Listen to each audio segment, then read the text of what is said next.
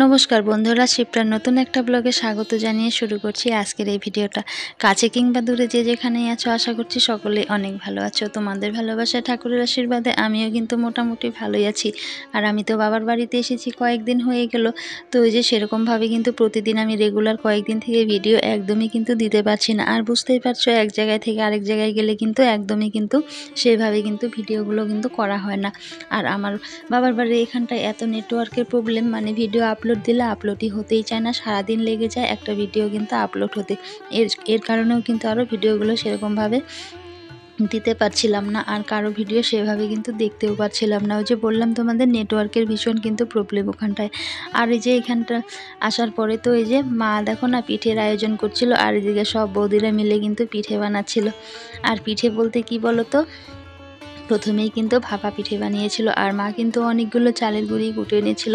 আর মার শরীরটাও কিন্তু বেশি ভালো নেই, না করেছিলাম যে বানাতে হবে না, কিন্তু মায়ের মন বুঝতেই পারো, কতদিন পরে গিয়েছে জামাই বাড়িতে, তো না বানিয়ে কি আর পারে। আর বাবার বাড়িতে গিয়ে কিন্তু আমি ওদিকে ননাসের বাড়িও গিয়েছিলাম, তো ওখান থেকে এসে পড়েছি। আর এদিকে মায়ে যে পিঠের আয়োজন করেছে, তো বৌদিদের সঙ্গে কিন্তু আমিও কিন্তু হাত লাগিয়েছিলাম। তো যে আমার পাশে আছে, এটা হচ্ছে আমার ছোট বৌদি, আর আমার এই যে সামনে যে কালো নাইটি পরে আছে, এইটা হচ্ছে আমার জ্যাঠাতো দাদার বউ, মানে আমার জ্যাঠাতো বৌদি। তো ওই যে এই বৌদি কিন্তু বেশ ভাপা পিঠে বানাতে পারে, তো ওই যে আগে কিন্তু ভাপা পিঠে বানিয়ে দিচ্ছিল। আর আমি জানো ওই যে প্রথমবার দেখলাম যে গ্যাসে বলতে কি প্রেশার কুকারে ভাপা পিঠে বানায়। তো তোমরা কি কেউ দেখেছো? আর তোমরা যদি জেনে থাকো তাহলে আমাকে অবশ্যই কমেন্ট করে জানিও। তো তোমাদের দেখাচ্ছি কিভাবে প্রেশার কুকারে ভাপা পিঠে বানায়। তো এই যে দেখো, এদিকে গুড়ি কিন্তু ওইদিকে যে দুধ দিয়ে মেখে নিয়েছিল, তো সেগুলোই কিন্তু ওই যে ছেঁকে নিচ্ছিল, আর এদিকে কিন্তু দিতে দিতেই পিঠেগুলো কিন্তু হয়ে যাচ্ছিল।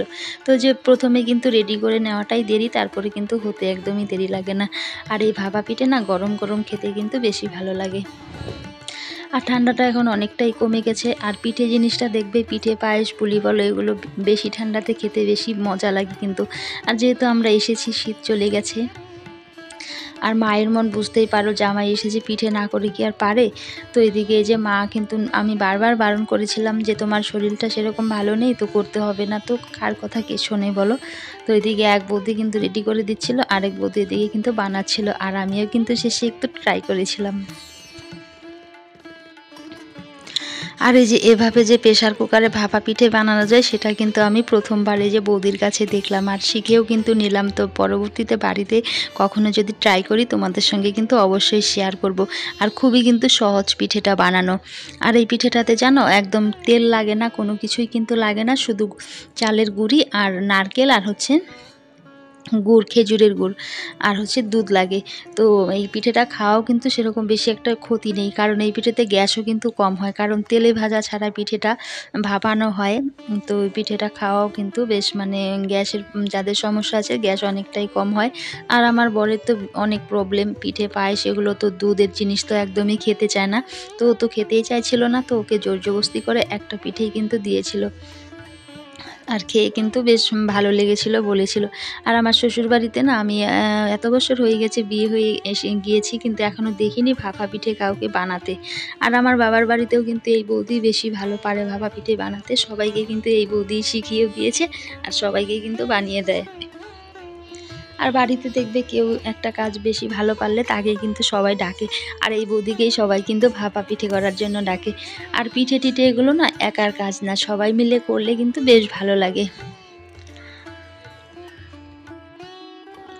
আর এখন দেখি যে কোনো জায়গায় ছোটোখাটো মেলাতেও কিন্তু এই ভাপা পিঠে বলো, তারপর পাটিসাপটা, এগুলোও কিন্তু মেলাতে কিনতে পাওয়া যায়। আর বাইরের জিনিসটা কিনে খাওয়ার থেকে না, বাড়িতে ঘরে বানিয়ে খাওয়াটা অনেকটাই সেফটি কিন্তু এই সমস্ত জিনিস।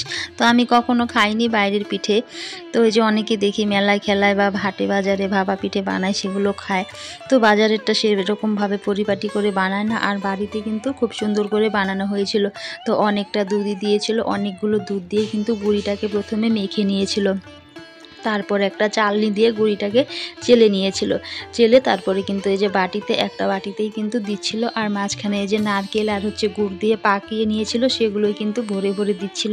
আর পিঠেগুলো ফুলে ফুলে কিন্তু অনেক বড় হচ্ছিল, মানে অনেক ছোট সাইজের বাটি থাকলে সেটাতে দিলে কিন্তু বেশ ভালো হয়, কারণ পিঠেটা না ফুলে অনেকটাই বড় হয়ে যায় কিন্তু। তো যে যতটা দেয় তার থেকে দ্বিগুণ কিন্তু হয়ে যায় পিঠেটা ফুলে। আর এদিকে দেখো আমাদের ভাস্তা আমার মেয়ে কিন্তু ওরা এই যে দৌড়াদৌড়ি শুরু করে দিয়েছিল। আর এই যে ঘরের মধ্যেই কিন্তু পিঠে বানানো হচ্ছিল, কারণ আমাদের রান্নাঘরের না বাল্বটা কেটে গিয়েছে, তো ওখানে অন্ধকার ছিল জন্য গ্যাসের মধ্যেই কিন্তু এই প্রেসার কুকারে পিঠে বানাচ্ছিল। আর এই ভাপা পিঠে না গরম গরম খেতে কিন্তু বেশি ভালো লাগে। তো এদিকে একদিকে বানাচ্ছিল একটা দুটো করে, সবাই কিন্তু আমরা খাচ্ছিলাম। আর পিঠেগুলো এত বড় বড় হয়েছিল জানো বন্ধুরা, একটা পিঠে খেলেই না পেটটা ভরে যাচ্ছিল। তো এই যে এদিকে কিন্তু সবাই মিলে আনন্দ ফুর্তি করে কয়েকটা দিন আমার কিন্তু কেটে যাচ্ছে। আবার বাড়ি গিয়ে কিন্তু সেই সংসারের কাজকর্মে আবার লেগে পড়তে হবে। তো বাবার বাড়িতে আসলে দেখবে বন্ধুরা দিনগুলো যে কোন দিক দিয়ে পেরিয়ে যায় বোঝাই যায় না কিন্তু।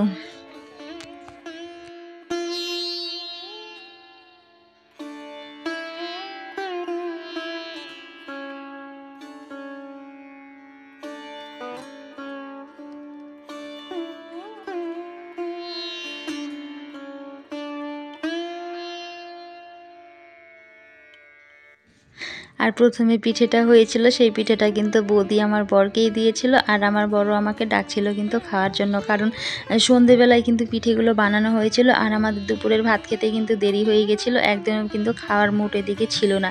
তো যে খিদে পেটে খেলে কিন্তু একটা পিঠে খেলেই কিন্তু একদম পেট কিন্তু ভরে যাবে। আর দেখো পিঠেগুলো কত সুন্দর হয়েছে, একদম স্পঞ্জের মতো, একদম কিন্তু ওই যে পাউরুটির মতো হয়েছে, কিন্তু খুব সুন্দর হয়েছে। তো আমরা এদিকে কিন্তু খাচ্ছিলাম, বৌদিও খাচ্ছিল, আর আমার মেয়ে দেখো ভেঙে দেখাচ্ছিল ভেতরের গুড়টা।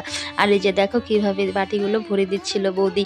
তো এই যে প্রথমে একটু গুঁড়ি দিয়েছে, তার মাঝে আবার এই যে গুড় আর নারকেল পাকানো দিয়ে তারপরে আবার গুঁড়ি দিয়ে কিন্তু একটা সুন্দর পরিষ্কার কিন্তু একটা কাপড়ের মধ্যে বাটিটাকে দিয়ে তারপরে কিন্তু উল্টে দিয়েছিল। আর অনেকেই যেন ভাপা পিঠে বানাতে, আর অনেকেই আবার জানোও না কিন্তু।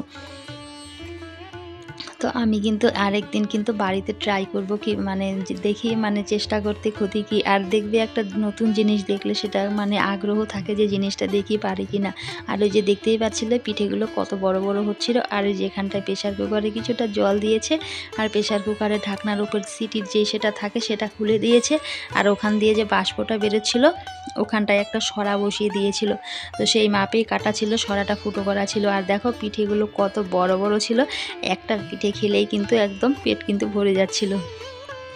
তারপরে আরেকটা সরা দিয়ে ঢেকে দিয়েছিল। আর আমিও কিন্তু এদিকে পিঠে খেয়ে নিয়েছি। তারপরে কিন্তু আমি একটু ট্রাই করলাম, বৌদিরা একটু কাজে গেছে বাইরে, তো আমি এদিকে একটু ট্রাই করছিলাম।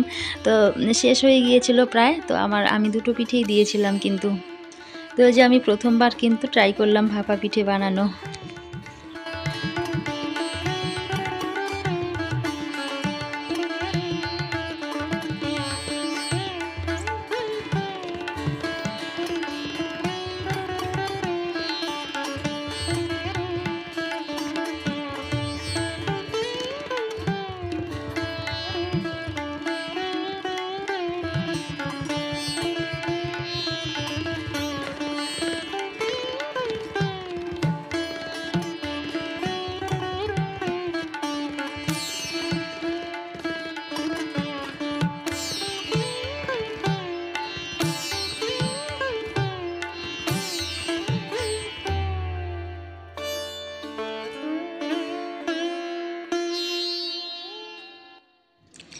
তারপরে দিকে যে কিছুটা পাস্তা ছিল ঘরে সেটাই কিন্তু আমি বানিয়ে নিচ্ছিলাম। তো এই যে পাস্তাগুলো বয়েল করে প্রথমে তুলে তারপরে কিন্তু পাস্তাগুলো ভেজে নেব। আর বাড়িতে দেখবে অল্প পাস্তা বানালেই কিন্তু সবাই মিলে কিন্তু খাওয়া যায়, বা বাজারের কেনাটার থেকে বাড়িতে বানিয়ে খাওয়াটাই কিন্তু বেশ ভালো। আর এদিকে সসও ছিল বাড়িতে, আর এই যে পাস্তা মশলা, ডিম এগুলোও কিন্তু ছিল। তাহলে বন্ধুরা আজকের ভিডিওটা এখানেই শেষ করছি, দেখা হচ্ছে পরের কোনো ভিডিওতে। ততক্ষণে তোমরা সুস্থ থেকো, ভালো থেকো।